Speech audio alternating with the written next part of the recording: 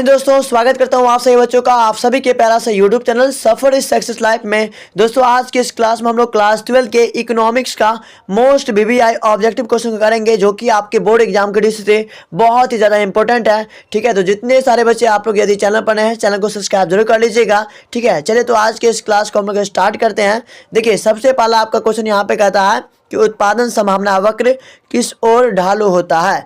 तो इसके आंसर आपका हो जाएगा बिल्कुल सही आंसर ऑप्शन नंबर बी हो जाएगा, नीचे से दाईं ओर। बिल्कुल आपका ऑप्शन नंबर बी यहाँ पे बिल्कुल सही होगा। ठीक है, चलिए उसके बाद आपका अगला सवाल यहाँ पे कहता है क्वेश्चन में आपका, ठीक है, 2 नंबर बताएंगे आप लोग, फटाफट आप लोग बताएंगे 2 नंबर का कि यदि उत्पादन संभावना वक्र मूल बिंदु के नतोदर है तो सीमांत अवसर लागत होगी, क्या होगी, जल्दी से बताएंगे। तो 2 नंबर का आपका हो जाएगा यहाँ पे ऑप्शन नंबर ए बढ़ी हुई होगी। ठीक है, 2 नंबर का ऑप्शन ए सही है। उसके बाद आपका अगला सवाल यहाँ पे कहता है, तीसरा नंबर बताएंगे यदि सीमांत अवसर लागत स्थिर है तो उत्पादन संभावना वक्र क्या होंगी। तो 3 का आपका हो जाएगा ऑप्शन नंबर बी, यहाँ पे एक सरल रेखा है। ठीक है, चलिए उसके बाद आपका अगला सवाल यहाँ पे कहता है क्वेश्चन में आपका 4 नंबर बताएंगे कि उत्पादन के कितने साधन हैं। उत्पादन के कितने साधन हैं, तो 4 नंबर का आपका हो जाएगा ऑप्शन नंबर सी, अर्थात 4 साधन है। ठीक है, जो भी बच्चे ऑप्शन नंबर सी लगा है बिल्कुल आप लोगों का सही आंसर होगा। उसके बाद आपका अगला सवाल यहाँ पे कहता है 5 नंबर बताएंगे कि संसाधनों की, है ना, किफ़ायत से क्या अभिप्राय है, ये आपको बताना है। ठीक है, और एक चीज़ मैं आपको बता देता हूँ, यदि आप अभी जो हो रहा है क्लास, इसका यदि आप फ्री पीडीएफ लेना चाहते हैं, बिल्कुल फ्री, 1 रुपया भी आपको देना नहीं है। ठीक है, तो आप व्हाट्सएप ग्रुप को ज्वाइन कर लीजिए। ठीक है, मेरा व्हाट्सएप नंबर ये है, आप इस नंबर को नोट कर सकते हैं। ठीक है, यही मेरा व्हाट्सएप नंबर है, आप इस नंबर को नोट करके मुझे व्हाट्सएप कर दीजिएगा। कहिएगा सर जी मुझे व्हाट्सएप ग्रुप में ऐड कर दीजिए, मैं आपको व्हाट्सएप ग्रुप में ऐड कर दूंगा। ठीक है, यही मेरा व्हाट्सएप नंबर है। ठीक है, इस पर आप मैसेज कर दीजिए कि मुझे व्हाट्सएप ग्रुप में जोड़ना है। ठीक है, चलिए और एक चीज़ मैं आपको बता देता हूँ कि जिनको भी नोट्स लेना है, ठीक है, मैंने संकट मोचन के नाम से, है ना, हर एक विषय का नोट्स बना दिया है। तो यदि आप लेना चाहते हैं तो ले लीजिएगा, इसी पर मैसेज करके। ठीक है, आपको मिल जाएगा, उसका प्राइस बहुत कम है। ठीक है, तो इसके आंसर मैं आपको लॉ करके बताता हूँ। 5 नंबर का आपका हो जाएगा ऑप्शन नंबर ए। ठीक है, साधन के बुद्धिमत्ता उपयोग बिल्कुल सही हो जाएगा आपका ऑप्शन नंबर ए। उसके बाद आपका अगला सवाल यहाँ पे कहता है, क्वेश्चन नंबर आपका है यहाँ पे 6 नंबर बताएंगे कि दुर्लभता से क्या अभिप्राय है। जल्दी से आप लोग बताएंगे दुर्लभता से क्या अभिप्राय है। तो यहाँ पे मैं आपको लॉ करके बताता हूँ। 7 नंबर का, सॉरी 6 नंबर का आपका हो जाएगा बिल्कुल यहाँ पे। ठीक है, 6 नंबर का आपका हो जाएगा बी। ठीक है, आपका हो जाएगा मांग की अपेक्षा संसाधनों की कमी, ऑप्शन नंबर बी बिल्कुल सही होगा। चलिए उसके बाद आपका यहाँ पे 7 नंबर कहता है कि विकास का अर्थव्यवस्था किसका अध्ययन करता है। तो इसका आंसर आपका हो जाएगा बिल्कुल 7 नंबर का ऑप्शन नंबर सी, संसाधनों के विकास का।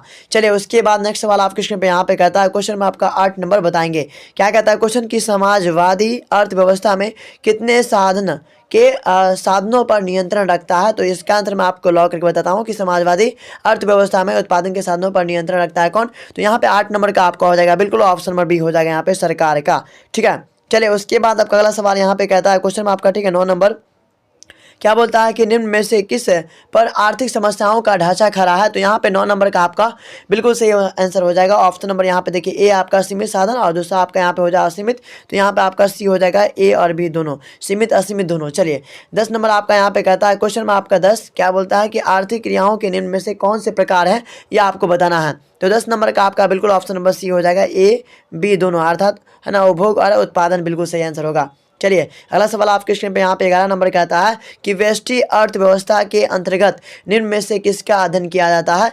तो 11 नंबर का मैं आपको लॉक करके बताता हूँ, 11 का हो जाएगा आपका सी, है ना, व्यक्तिगत उद्योग बिल्कुल सही आंसर होगा। चलिए नेक्स्ट सवाल आपके स्क्रीन पे यहाँ पे कहता है क्वेश्चन में आपका 12 नंबर क्या बोलता है कि उत्पादन के निम्न में से कौन से साधन है।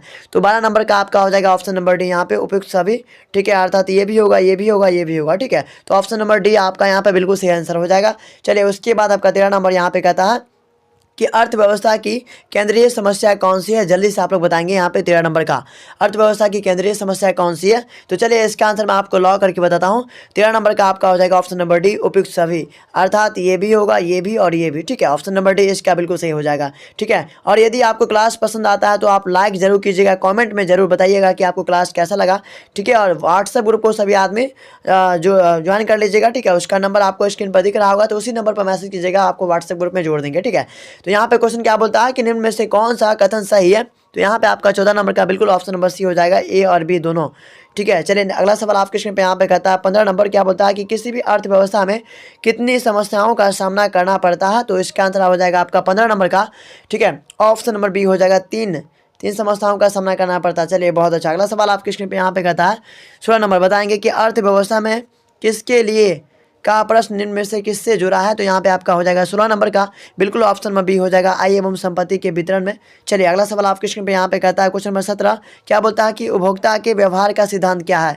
17 नंबर का, तो इसका आंसर आप लोग बताएंगे। चलिए बहुत अच्छा, यहाँ पे जो भी बच्चे लगा रहे हैं आप लोग बिल्कुल ऑप्शन नंबर आपका हो जाएगा ए, ठीक है, इकाई के बराबर लोचदार मांग, बिल्कुल सही आंसर है। चलिए अगला सवाल आपके स्क्रीन पे यहाँ पे कहता है क्वेश्चन आपका, ठीक है, 18 नंबर, बताएंगे फटाफट आप लोग बताएंगे कि दो वस्तु एक दूसरे की पूरक है, इसका अर्थ यह है कि एक वस्तु की कीमत में वृद्धि, ठीक है, होती है। तो इसका आंसर आपका हो जाएगा कि दूसरी वस्तु की कीमत में वृद्धि हो जाएगी, ठीक है। तो ऑप्शन नंबर बी इसका सही हो जाएगा। उसके बाद आपका अगला सवाल यहाँ पे कहता है, ठीक है, 19 नंबर, बताएंगे कि वस्तु की कीमत में कमी होने पर उसकी अधिक मात्रा खरीदी जाएगी, क्योंकि क्या हो जाएगा।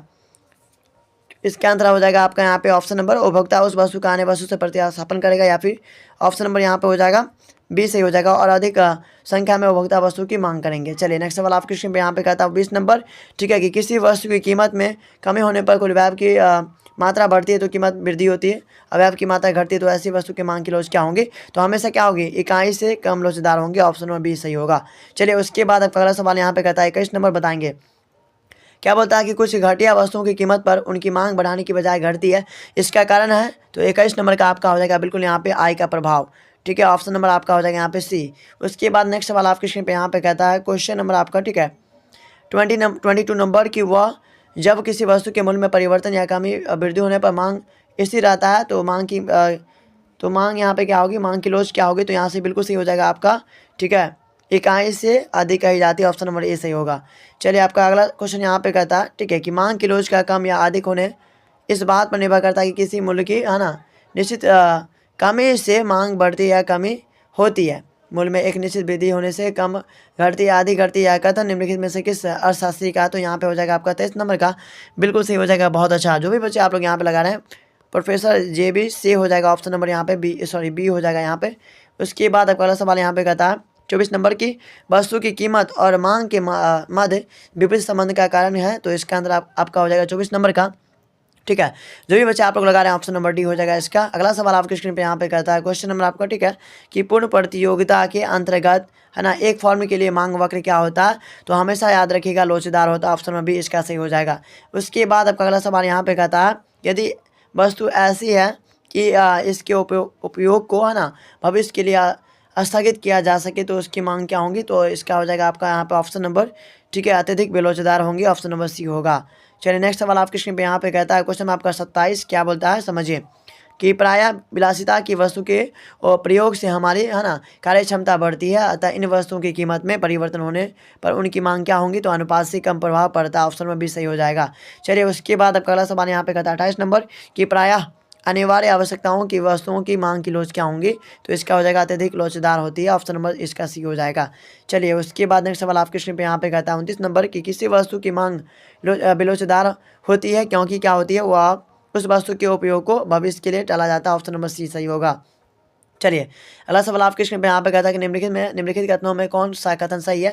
तो ये हो जाएगा आपका सही, विलासिता वस्तु की मांग अधिक लोचदार होती है।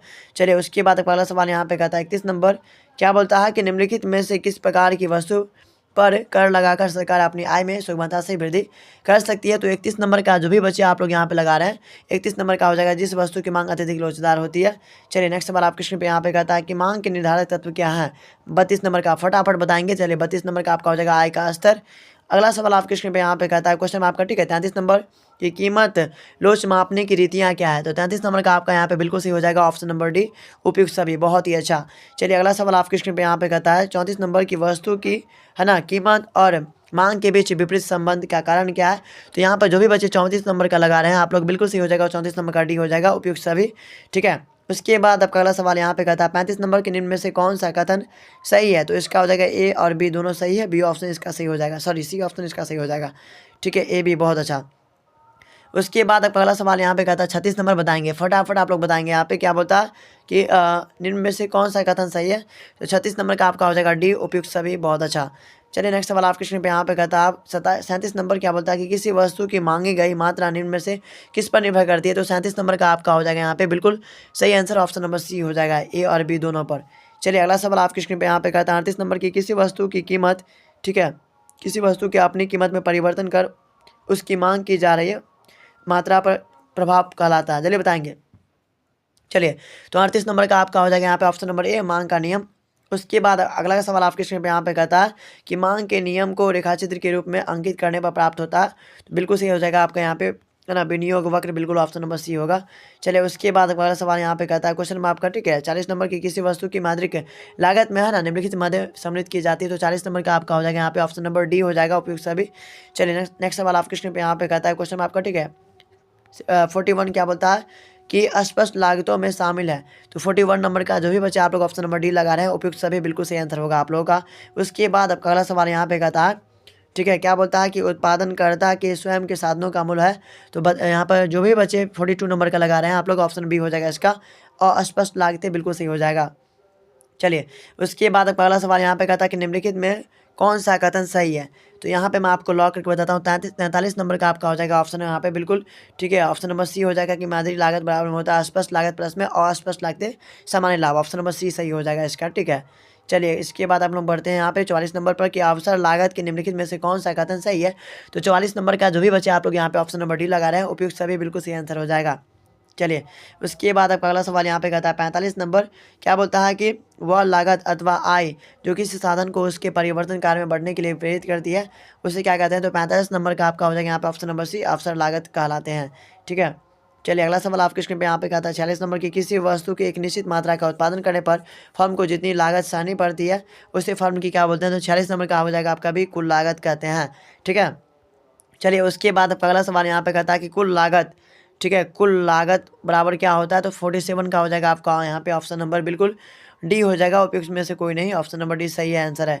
चलिए अगला सवाल आपकी स्क्रीन पे यहाँ पे कहता है क्वेश्चन में आपका, ठीक है, 48 नंबर कि जब सीमांत लागत घटती है तो कुल लागत क्या होता है।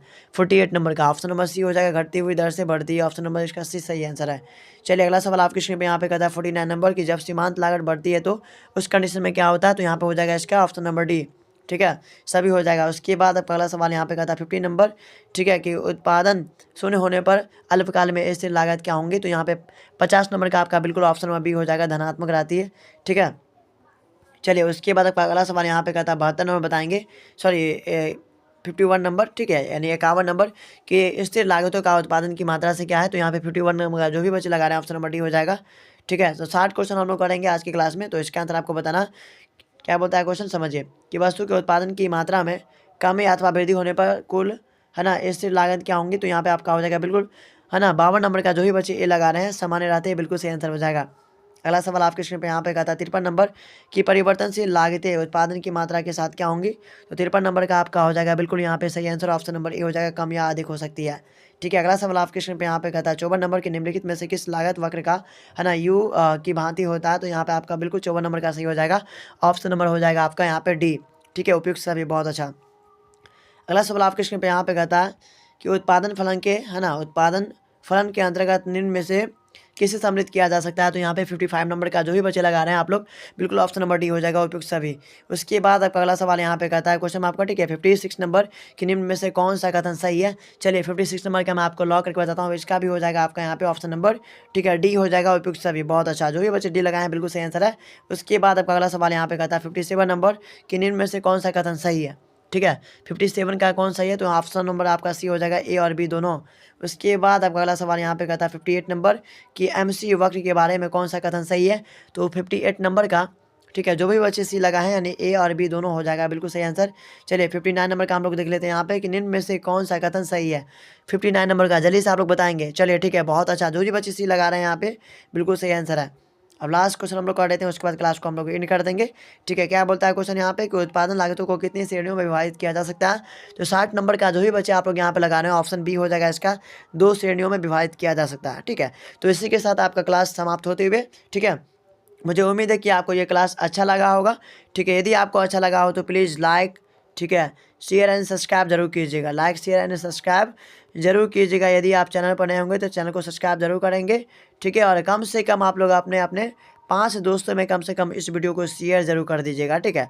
5 दोस्तों के बीच शेयर कर देंगे और 5 कमेंट आप लोग जरूर कर देंगे आज के इस क्लास में, ठीक है, कि आपका कितना ऑब्जेक्टिव सही हुआ, ठीक है, और आपको क्लास कैसा लगा, ठीक है। चलिए धन्यवाद आप सभी बच्चों का, मिलते हैं हम लोग कल के क्लास में।